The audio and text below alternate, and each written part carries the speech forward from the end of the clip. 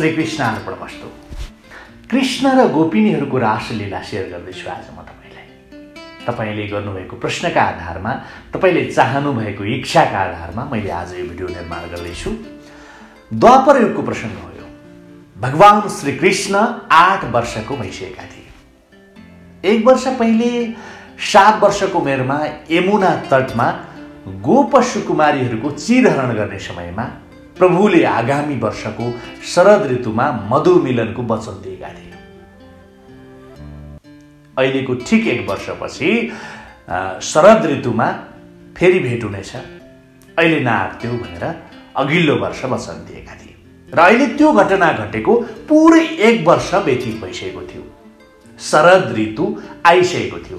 यदि तपाईले 7 वर्षको उमेरमा भएको जुन गोपिनीहरूको चिरहरणको सन्दर्भ सुन्ने चाहना राख्नुभयो भने म अर्को भिडियोमा बताउँला। तर आज मैले चाहिँ कृष्ण र गोपिनीको रासलीला बताउँदैछु, त्यसकारणले मैले यहाँबाट उठान गरेको छु।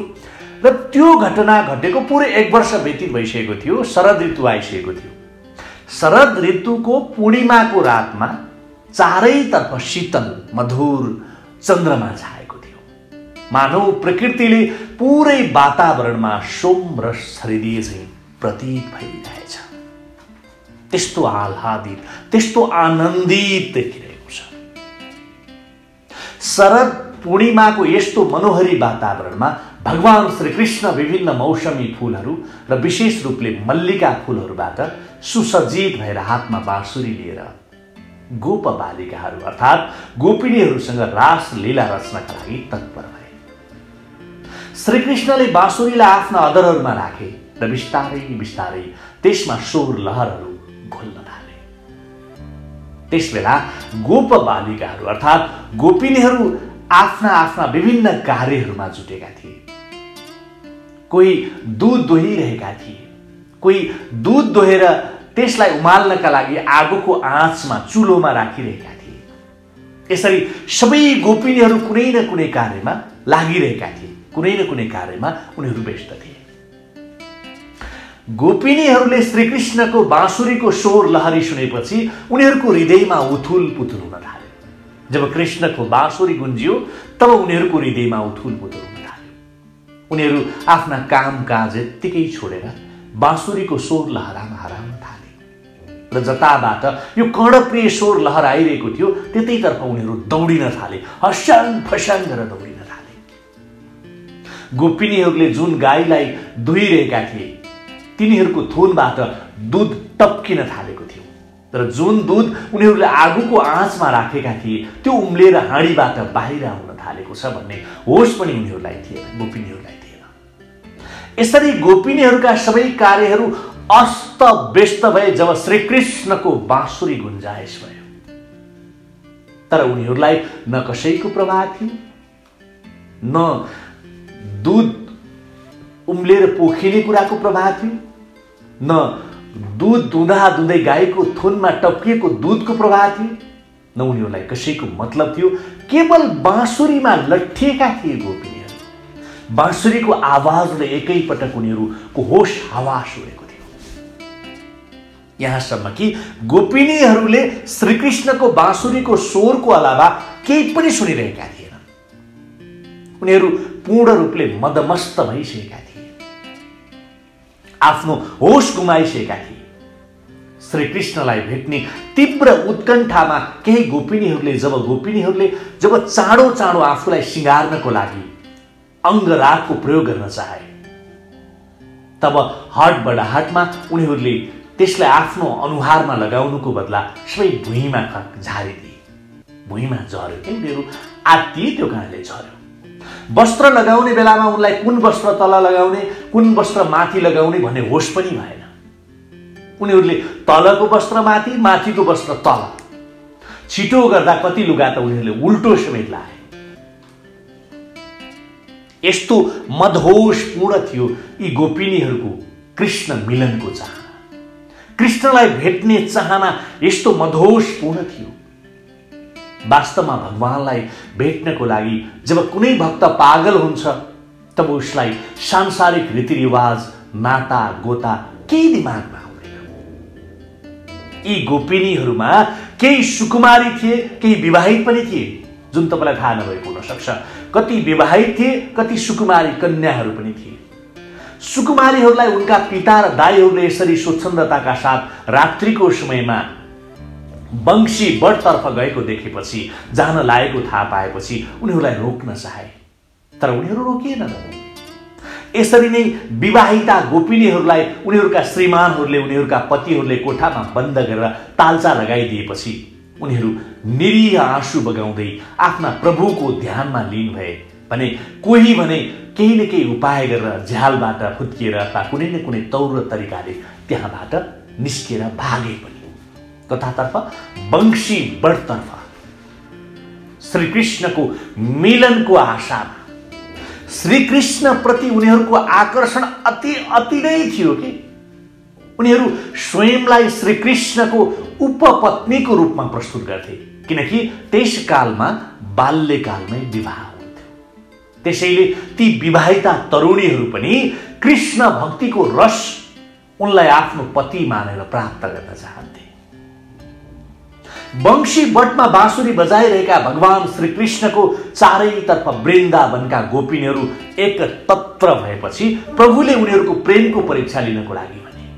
जब सबै श्रीकृष्णको वरिपरि आएर घेरिए तब उनी श्रीकृष्णलाई परीक्षा लिन मन लाग्यो। गोपिनीहरूको परीक्षा लिनका लागि उनले भने, हे वृन्दा, हे वनका गोपिनीहरू, हे वृन्दावनका गोपिनीहरू, म तिमीहरूसँग अत्यन्तै प्रसन्न छु।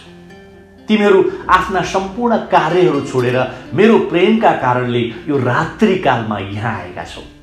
तिमीहरू सबैजना मेरो नजिक आएर बस र भन, म तिमीहरूको लागि के गरौँ। हो, तिमीहरू अलि नजिक आऊ र भन, मैले तिमीहरूका लागि के गर्नु पर्यो यो बताऊ।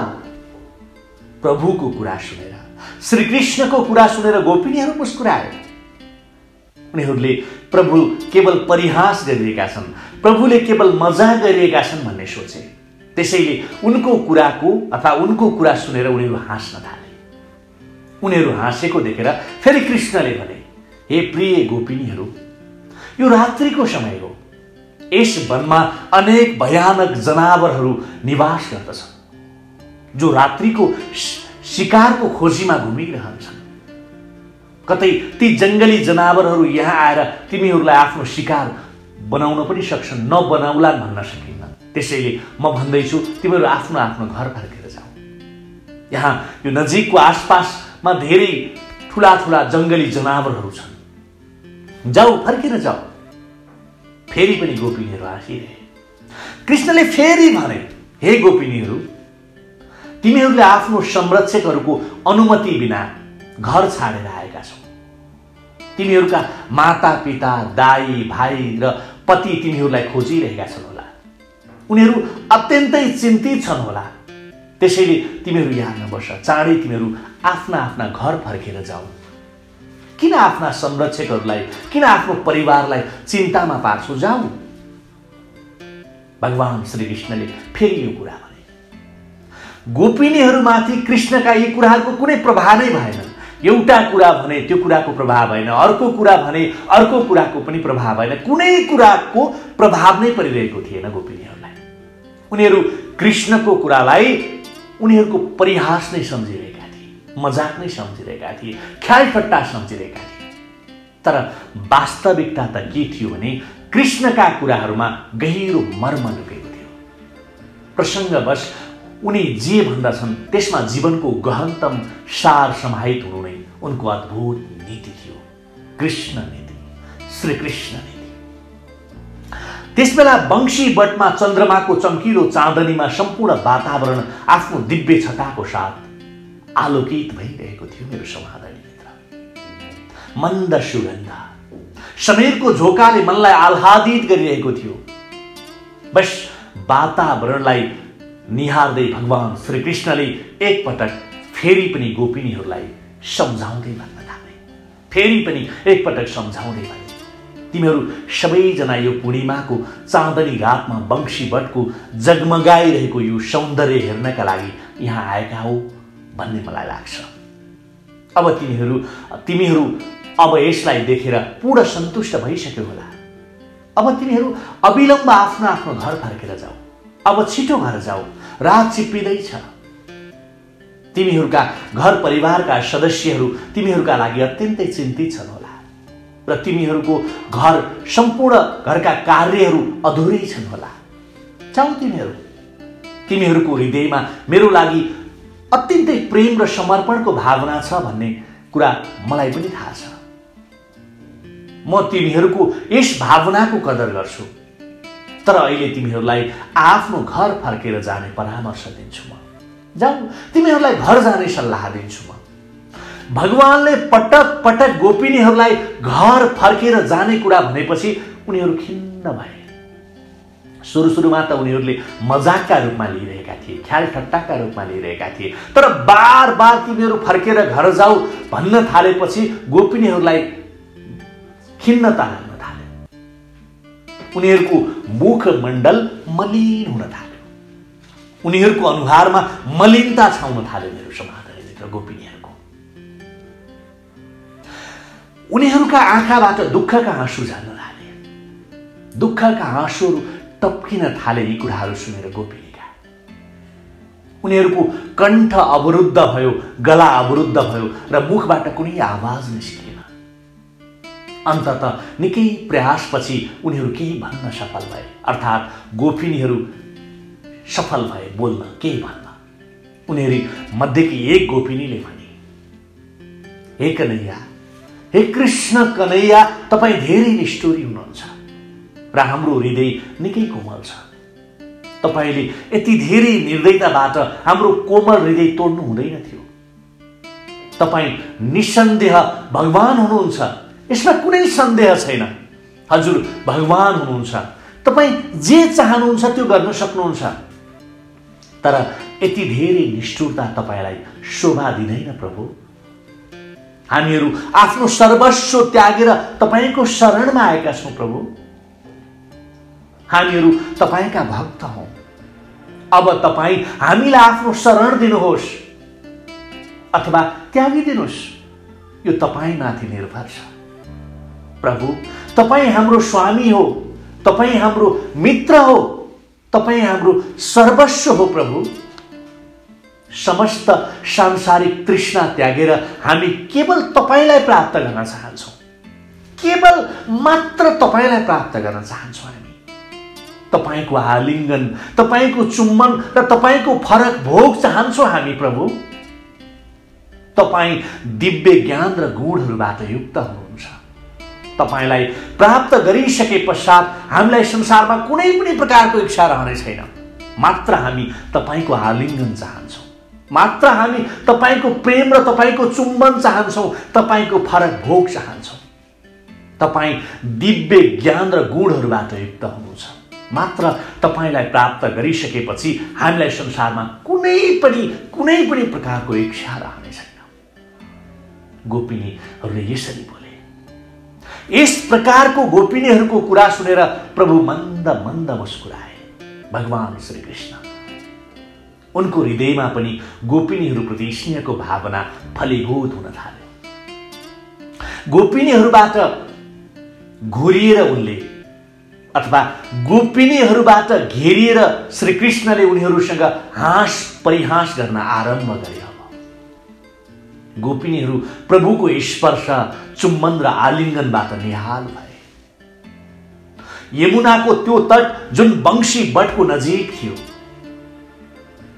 गोपी कन्हैयाको यो अद्भुतपूर्व दृश्यबाट पूर्णिमा चाँदनीको बीच के भयो? जगमगायो। भगवान श्रीकृष्णले आफ्ना प्रिय गोपिनीहरूलाई प्रेम व्यक्त गर्न थाल्नुभयो, प्रेमले स्पर्श गर्न थाल्नुभयो। यस बेला जब प्रभु गोपिनीहरूसँग मधुर प्रेमालाप गरिरहेका थिए, तब गोपिनीहरूले उनीहरू यस ब्रह्माण्डमा सबैभन्दा बढी सौभाग्यवती हुन्, सौभाग्यशाली हुन्।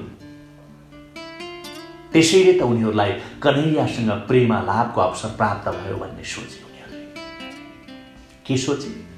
जब गोपिनीहरूले उनीहरू यस ब्रह्माण्डमा सबैभन्दा बढी सौभाग्यवती हुन्, त्यसैले त उनीहरूलाई कन्हैयासँगको प्रेमालापको अवसर प्राप्त भयो भन्ने सोचेर उनीहरूलाई निकै गर्व महसुस भयो नि। उनीहरूले प्रभुमाथि केवल उनीहरूको नै अधिकार छ भन्ने पनि सोच्न भ्याए। जब श्रीकृष्णले उनीहरूलाई प्रेमालाप गरिरहेका थिए, आफूमाथि यत्रो भक्तिभाव र प्रेम गर्ने गोपिनीहरू प्रति प्रेमाभाव प्रकट गरिएका थिए, प्रेमालाप गरेका थिए, त्यति बेला गोपिनीहरूले, सम्पूर्ण गोपिनीहरूले के सोचेका थिए भने यस ब्रह्माण्डमा हामी जति भाग्यमानी को छ र त आज श्रीकृष्णको प्रेमालाप हामीले पाएका छौँ र प्रभुमाथि केवल मेरो मात्रै, केवल हाम्रो मात्रै अधिकार छ भन्ने पनि उनीहरूले सोच्न भ्याए। गोपिनीहरूले यतिसम्म सोच्न भ्याए। गोपिनीहरूको मनमा उठेको गर्वलाई कन्हैयाले तुरुन्तै बुझे। भगवान श्रीकृष्णलाई त थाहा हुन्थ्यो कि उनीहरूले के सोचे भन्ने कुरा तत्कालै थाहा हुन्थ्यो। गर्व त प्रभुले कहिल्यै पनि कसैको सहन सकेन। अतएव त्यसैले यी गोपिनीहरूलाई उनीहरूको सही स्थितिको आभास गराउनका लागि श्रीकृष्ण त्यहाँबाट अन्तर्ध्यान भए। आफ्ना प्रिय गोपिनीहरूसँग प्रेमालाप गरिरहेको बखत गोपिनीहरूको मगजमा, दिमागमा के कुरा खेल्यो, उनीहरूलाई गर्व महसुस भयो। केवल श्रीकृष्ण भनेका हाम्रा हुन्, मेरा हुन् भन्ने अनुभूत र त्यो गर्वानुभूति जब उनीहरूले गरे, त्यो गर्वको महसुस गरेको थाहा मात्रै पाउन साथ श्रीकृष्ण त्यहाँबाट अन्तर्ध्यान भए। प्रभु अन्तर्ध्यान हुने बित्तिकै गोपिनीहरू उनको विरहमा व्याकुल भए। एकाएक गायब भएपछि गोपिनीहरू असाध्यै व्याकुल भए र उनका मधुर स्मृतिहरूलाई याद गर्दै उनीहरूले के गर्न थाले? विलाप गर्न थाले। एकाएक श्रीकृष्ण गायब भएपछि त्यहाँ त माहौल बिल्कुलै उल्टो भइदियो। गोपिनीहरू यसरी वनमा व्याकुलताको साथ विचरण गर्न थाले। अब त्यहाँबाट कृष्णलाई खोज्न थाले कि कता गए, कता जानुभयो। आफू त्यत्रो समयको तडपपछि पाएको श्रीकृष्णबाट एकाएक बिछोडिनु पर्दाको पीडाको अनुभूति तपाईँ कल्पना मात्रै गर्नुहोस्। र उनीहरू के गर्न थाले? वनका रुख बिरुवाहरूलाई कृष्णका विषयमा सोध्न थाले। हे बोट वृक्ष, हे बट वृक्ष, के तिमीले कृष्ण कन्हैयालाई यता गएको देख्यौ? हे प्रिय अशोक वृक्ष, हे प्रिय चम्पक वृक्ष, हे प्रिय नाग पुष्प वृक्ष, के तिमीहरूले हाम्रा प्रिय कृष्ण कहाँ गए थाहा पायौ? कहाँबाट अदृश्य भए भन्ने कुरा बताउन सक्छौ तिमीले? हे मालती, हे मल्लिका र चमेली, के तिमीहरूले हाम्रो जीवनधार प्रभु श्रीकृष्णलाई देख्यौ? के जामुन, के कदम्बका वृक्षहरू, हे आम्र कटहर र हे बटका वृक्षहरू, हाम्रो मनको मितलाई के तिमीहरूले यताबाट गएको देख्यौ? हे तुलसीका वृक्षहरू, तिमीहरू त भगवान श्रीकृष्णका अति प्रिय हौ। तिम्रो तुलसी दल त प्रभुको चरण कमलमा अमर अर्पित गरिन्छ, प्रभुको चरण कमलमा अर्पित गरिन्छ। के तिमीहरू प्रभुको ठेगाना बताउन सक्छौ? गोपिनीहरू वनका वृक्षहरू, लताहरू, पृथ्वी, हरिण र अन्य जीव जन्तुलाई आफ्ना प्रभुका विषयमा सोध्दै उन्मत्त झैं के गर्न थाले? विचरण गर्न थाले। उनीहरू व्याकुल भए, तडपिन थाले, छटपटिन थाले। त्यही बेला अचानक गोपिनीहरूले आफ्ना प्रभुको श्री चरणको चिन्ह यमुना तटको बालुवामा प्रष्टसँग देख्न पुगे। चरणको छाप, चिन्ह, पैतालाको छाप उनीहरूले देखे, श्रीकृष्णको छाप बालुवामा।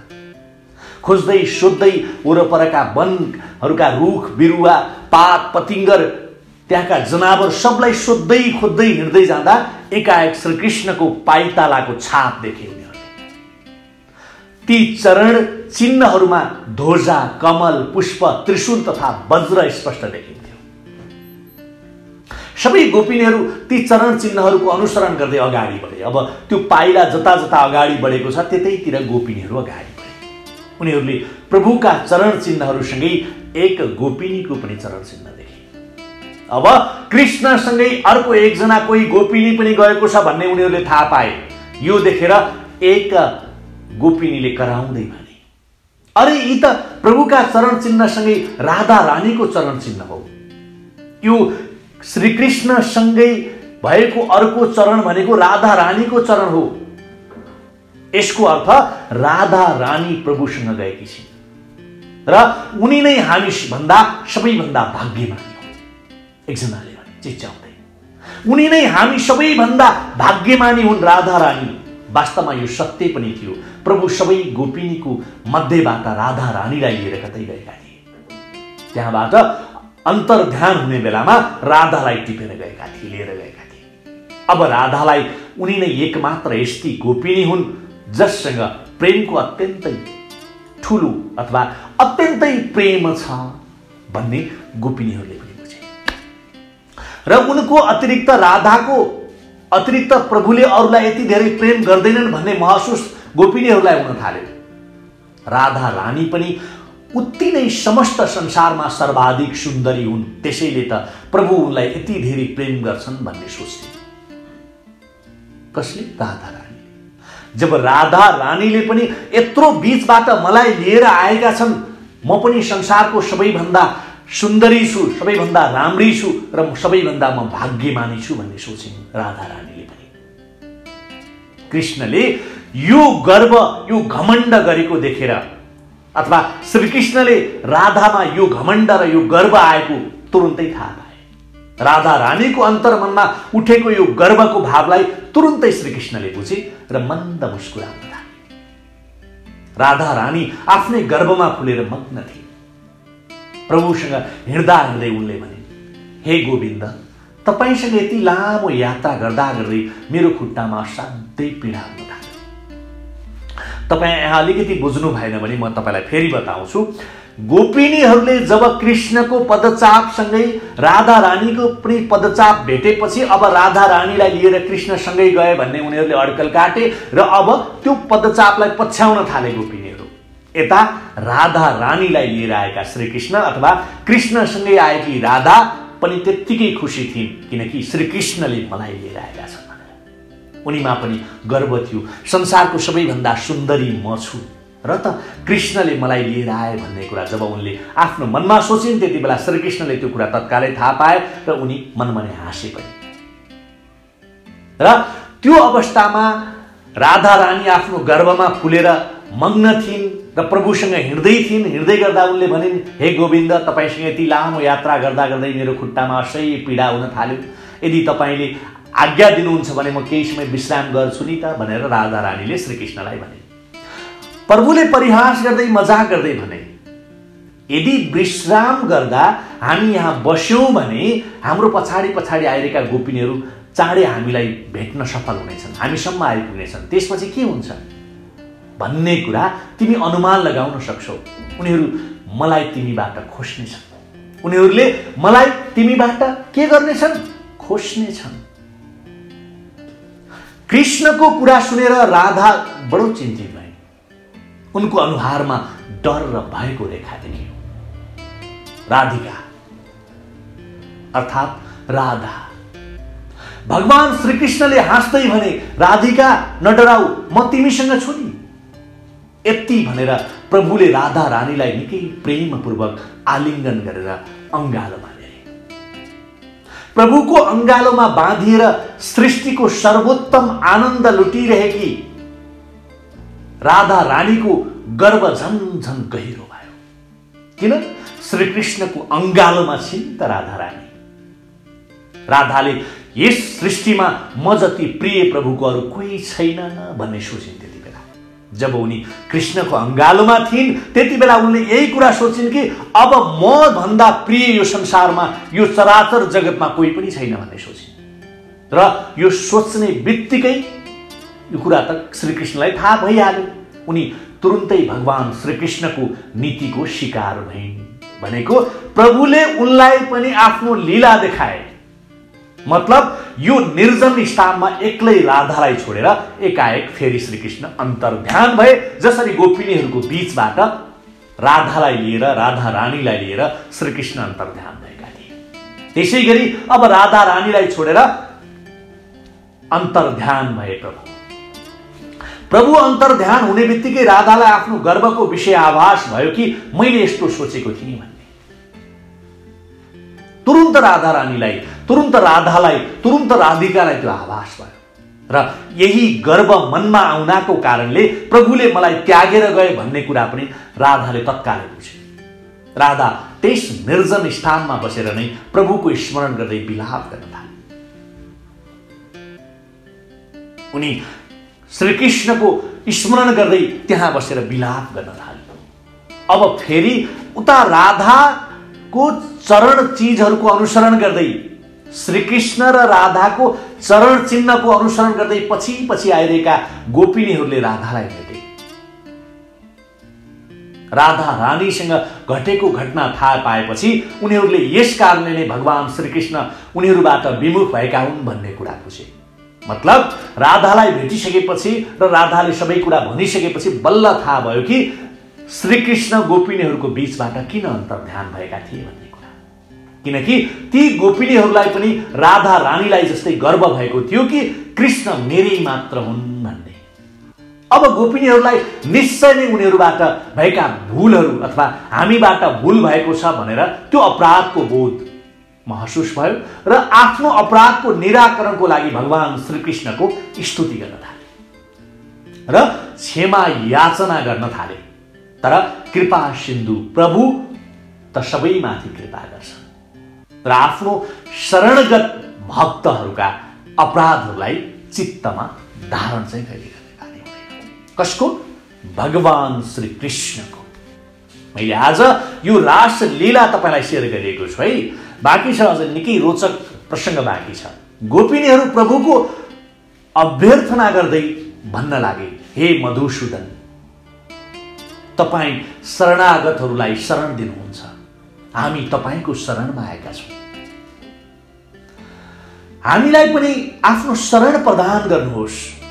तपाईँ आफ्ना भक्तहरूको इच्छा पूर्ति गर्नुहुन्छ। हाम्रो मनोकामना पनि पूर्ण गरिदिनुहोस् प्रभु। जसले तपाईँको चरण कमलको पूजा गर्छ तपाईँ उसलाई वर प्रदान गर्नुहुन्छ। तपाईँ हामीमाथि प्रसन्न भएर हाम्रो वक्षे स्थलमा आफ्नो चरण स्पर्श गराउनुहोस् प्रभु र हामीलाई यस व्यथाबाट मुक्ति प्रदान गर्नुहोस्। यो व्याकुलताबाट हामीलाई तृप्त गराउनुहोस् प्रभु भन्ने हाम्रो मनोकामना छ। गोपिनीहरूको यो अभ्यर्थनाले भक्त वत्सल प्रभुको हृदयमा स्पर्श गर्यो। यो प्रार्थना गरिसकेपछि कृष्णलाई त्यो प्रार्थनाले स्पर्श गर्यो र उनी तुरुन्तै उनीहरूको माझमा फर्केर आए। त्यो प्रार्थना गरिसकेपछि श्रीकृष्ण प्रसन्न भएर फर्केर आए। कन्हैया कृष्णलाई चारैतिरबाट गोपिनीहरूले घेरे।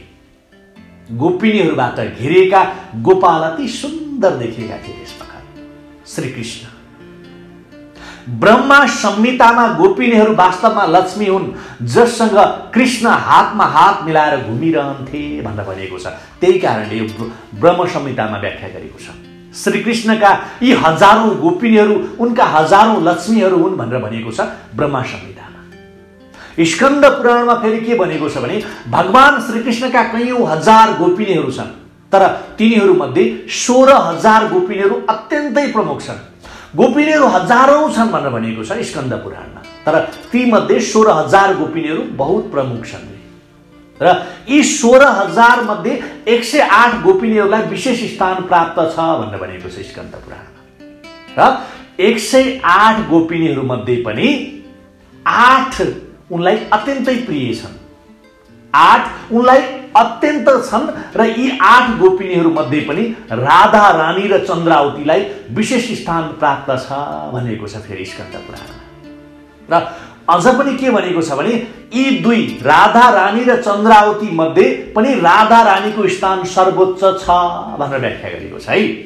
स्कन्द पुराणमा पढ्न पाइन्छ।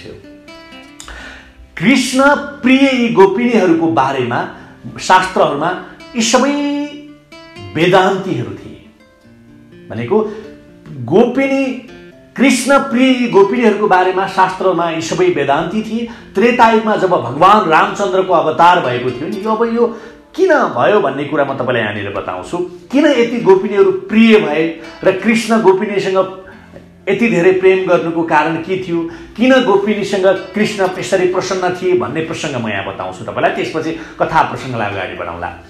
त्रेता युगमा जब भगवान रामचन्द्रको अवतार भएको थियो नि, भगवान श्री हरि विष्णुको 7औं अवतार रामचन्द्रको अवतार जति बेला भएको थियो, तब तिनीहरू सबै वैदिक विद्वान थिए। कृष्णको बेलामा, कृष्ण अवतारको बेलामा जति पनि गोपिनीहरू थिए, त्यो राम अवतार भएको बेलामा ती सबै वैदिक विद्वानहरू थिए र तिनीहरूले रामको सान्निध्यता प्राप्त गर्नका लागि प्रभुसँग इच्छा व्यक्त गरेका थिए भन्ने कुरा उल्लेख गरिएको छ। भनेको राम अवतारको बेलामा ती वैदिक विद्वानहरूले हजुरको सान्निध्यता पाऊँ भनेर उनीहरूले अनुनय विनय गरेका थिए। त्यस समयमा भगवान श्रीराम प्रसन्न भएर उनीहरूलाई द्वापर युग जब आउनेछ श्रीकृष्णको प्रतीक्षा गर्नका लागि भनेका थिए। तिमीहरूले प्रतीक्षा गर, द्वापर युगमा जब श्रीकृष्णको अवतार लिएर म आउनेछु त्यति बेला तिमीहरूको इच्छा पूर्ति हुनेछ, अथवा भगवान श्रीकृष्णले नै तिमीहरूको इच्छा पूर्ति गर्नेछन् भनेर रामचन्द्र भगवानले भनेका थिए।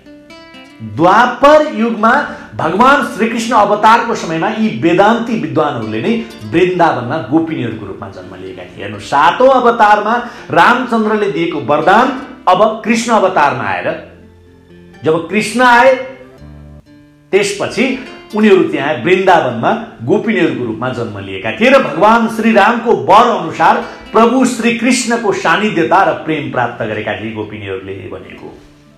यसलाई अपव्याख्या नगरियोस्। कृष्ण भनेका हरामी थिए, अनेक अनेक व्याख्या अपव्याख्याहरू चल्छन् नि।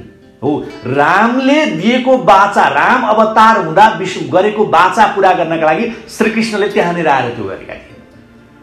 अघि भन्दै थिएँ मैले, अब प्रसङ्ग अगाडि बढाउँछु। गोपिनीबाट घेरिएका कन्हैयाले, गोपिनीहरूबाट घेरिएका कृष्णले उनीहरूको प्रसन्नताको लागि उनीहरूको मनोकुल अथवा मनोनुकूल उपाय गर्न आरम्भ गरे। अब फर्केर आइसकेपछि त फेरि धोका दिन भएन। जब उनीहरूले भक्ति भाव राखे र उनी प्रसन्न भएर आइसकेपछि उनीहरूको बीचमा उभिएर रास नृत्य गर्न थाले श्रीकृष्णले र स्वरमा गीत गाउन थाले, मिठो स्वरमा गीत गाउन थाले। गोपिनीहरू पनि आफ्ना प्रभुसित नृत्यमा के हुन थाले, मग्न हुन थाले। प्रभु श्रीकृष्ण र गोपिनीहरूका खुट्टाका पायल, हातका चुरा र शरीरमा सुशोभित अन्य आभूषण संगीत लहर झैं बज्न थाले। छम छम, एक प्रकारको म्युजिकको ताल जस्तै उनका शरीरमा सुशोभित भएका आभूषणहरूबाट त्यो आवाज आउन लाग्यो। भगवान श्रीकृष्ण गोपिनीहरूको बीचमा नृत्य गर्दै रत्न जडित स्वर्णिम हारमा सुशोभित नीलमणि झैं सुन्दर प्रतीत भइरहेका थिए। उनीहरू सबैजनाको चञ्चल र मदमस्त हलचल बादल झैं प्रतीत हुन्थ्यो। प्रभुको गीतका स्वर लहरहरू तीव्र गर्जन झैं वायुमण्डललाई गुन्जाइरहेको थियो र गोपिनीहरूको सौन्दर्यले गगनमा चम्किरहेको चपलाको जगमगाहटलाई पनि मात खुवाइरहेको थियो। उनका मुखमण्डलमा श्वेत कर्ण हिमपात झैं प्रतीत भइरहेका थिए। रास नृत्य गर्दै भगवानले आफ्नो स्वरूपको विस्तार गर्न आरम्भ गरे। अब उनी त्यहाँ उपस्थित प्रत्येक गोपिनीसँग नृत्य गर्न थाले।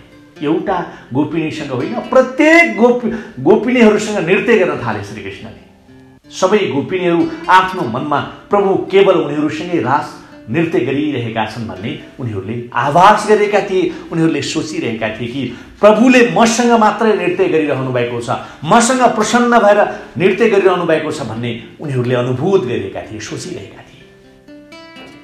तर गोपिनीहरूले प्रभुको यो यौगिक विस्तारलाई देखेका थिएनन्। उनीहरू त केवल भगवान श्रीकृष्ण आफूसँगै रास नृत्य गरिरहेको देखिरहेका थिए। भनेको त्यहाँ जति हजार गोपिनीहरू थिए त्यति हजार श्रीकृष्ण बनिरहेका थिए। प्रत्येक एक गोपिनीसँग एक श्रीकृष्णले नाचिरहेका थिए। गोपिनीहरू प्रभुसँग नृत्य गर्दा गर्दै थाकेर चुर भएपछि प्रभुले उनीहरूलाई फरकपति सुख प्रदान गर्न थाले। उनीहरूले के मागेका थिए? हामीलाई फरकपति सुख प्रदान गर्नुहोस् भनेर मागेका थिए। अब त्यो सुख प्रदान गर्न थाले श्रीकृष्णले। त्यहाँ जति गोपिनी थिए त्यति नै श्रीकृष्ण थिए। प्रत्येक एक गोपिनीलाई लागिरहेको थियो मसँगै श्रीकृष्ण हुनुहुन्छ। सबैको साथमा श्रीकृष्ण थिए। गोपिनीहरूले अब यो सुख प्राप्त गर्ने अवसर गोपिनीहरूलाई कसरी मिलेको थियो भन्ने प्रश्न तपाईको मनमा जाग्यो भने गोपिनीहरूले देवी कात्यायनीसँग प्रभु श्रीकृष्णलाई उनीहरूले पतिका रूपमा प्राप्त गर्न सकूँ भनेर मागेका थिए। जुन प्रार्थना गरेका थिए त्यही उनीहरूको प्रार्थनाको फलीभूत यति बेला उनीहरूलाई मिल्यो भयो। अब प्रभु गोपिनीहरूको संख्याको अनुसार नै विस्तार स्वरूपमा आएर उनीहरूको भोग गर्दै उनीहरूको इच्छा पूर्ण गरिरहेका थिए। जति गोपिनी थिए त्यति नै श्रीकृष्ण भनेर उनीहरूको इच्छालाई, उनीहरूको चाहनालाई, उनीहरूको अतृप्ततालाई, उनीहरूको व्याकुलतालाई तृप्त गरिरहेका थिए श्रीकृष्णले। जति हजार गोपिनीहरू थिए त्यति संख्यामा आफू विभक्त भएर श्रीकृष्णले पति सुख प्रदान गरिरहेका थिए त्यसबख भन्नुभएको छ। यस पश्चात प्रभुले गोपिनीहरूसँग यमुनामा स्नान गरे। जब सम्पूर्ण गोपिनीहरूलाई त्यो सुख प्रदान गरे श्रीकृष्णले, त्यसपछि प्रभु आएर यमुना नदीमा आएर गोपिनीहरूसँगै उनले स्नान गरे र उनीहरू यमुनाको जलबाट बाहिर आउँदा त्यसबेला मन्द लहर चलिरहेको थियो। एउटा छुट्टै आनन्दको अनुभूति, छुट्टै मौसम नै छुट्टै, चन्द्रमाको चाँदनीमा सबै कुरा अलौकिक प्रतीत भइरहेको थियो त्यति बेला। अब रात्रि प्रहर बिस्तारै बिस्तारै ब्रह्म मुहुर्तमा बदलिने बेला भएको थियो। जब स्नान गर्ने बेला भयो, अब ब्रह्म मुहुर्त सुरु हुने बेला भएको थियो। वृन्दावनका यी गोपिनीहरूले यो रात्रि जुन भगवान श्रीकृष्णसँग आफ्नो प्राण प्रिय पति समान व्यतीत गरे, यो सबै अथवा यो कुनै सामान्य रात्रि चाहिँ थिएन। जब श्रीकृष्णले गोपिनीहरूलाई साथ दिएर नाच गान गरे, अलौकिक प्रेम दिए, पति सुख दिए, यो रात सामान्य रात थिएन। यो कुनै सामान्य 5 मिनट, 10 मिनट, 15 मिनट, 1 घण्टा, 2 घण्टा, 12 घण्टाको रात थिएन। तपाईलाई चेतना होस्, यो ब्रह्माको रात्रि समान अति लामो रात थियो भनेर भनेको छ। ब्रह्माको एक रात्रि तथा एक दिन भनेको 45 अरब सौर वर्ष बराबर मानिन्छ। यो अत्यन्तै लामो रात मानिन्छ। यो अत्यन्तै लामो रात्रिलाई प्रभुले गोप बालिका अर्थात् गोपिनीहरूलाई रस माधुर्य प्रदान गर्नका लागि बनाएका थिए। गोपिनीहरूलाई सुख, प्रेम र सन्तुष्टि दिनका लागि रचिएको लामो रात थियो भनेर भनिएको छ। हेर्नुस् न, कृष्ण लीला यो यसरी शास्त्रमा वर्णन गरेको प्रसंग मैले तपाईलाई श्रीकृष्ण र गोपिनीको रास लीला शीर्षकमा तपाईले राखेको प्रश्नको आधारमा चर्चा गरे। श्रीकृष्ण लीलाका अन्य प्रसंगहरू जस्तै यी महत्त्वपूर्ण धेरै प्रसंगहरू छन्। गोपिनीहरूको शिरहरणको प्रसंग तपाईले सुन्न चाहनुभयो, त्यसैगरी पुतनाको प्राण हरणको प्रसंग, कंसको अत्याचारको प्रसंग, गोकुलको प्रसंग, देवर्षि नारदसँगको भेट अथवा देवर्षि नारद र कंसको भेटको प्रसंग, त्यसैगरी बकासुर, अदासुर, वत्सासुर जस्ता दानवहरूसँगको यो वधको प्रसंग, यस्ता प्रसंगहरू तपाईलाई जान्न मन लाग्यो भने कमेन्ट बक्समा लेख्नुहोला। म ती प्रसंगहरूमा अर्को भिडियो निर्माण गर्नेछु। आज भने श्रीकृष्ण र गोपिनीहरूको रासलीलाको सन्दर्भ सामग्री यो कृष्ण लीला भित्रबाट मैले यही सिद्ध्याएँ सके। सारांशमा मैले तपाईलाई बताएँ, कस्तो लाग्यो? श्रीकृष्ण प्रति भक्ति भाव प्रकट गरौँ। श्रीकृष्णको लीला परम्पार छ। श्रीकृष्ण अर्पणमस्तु।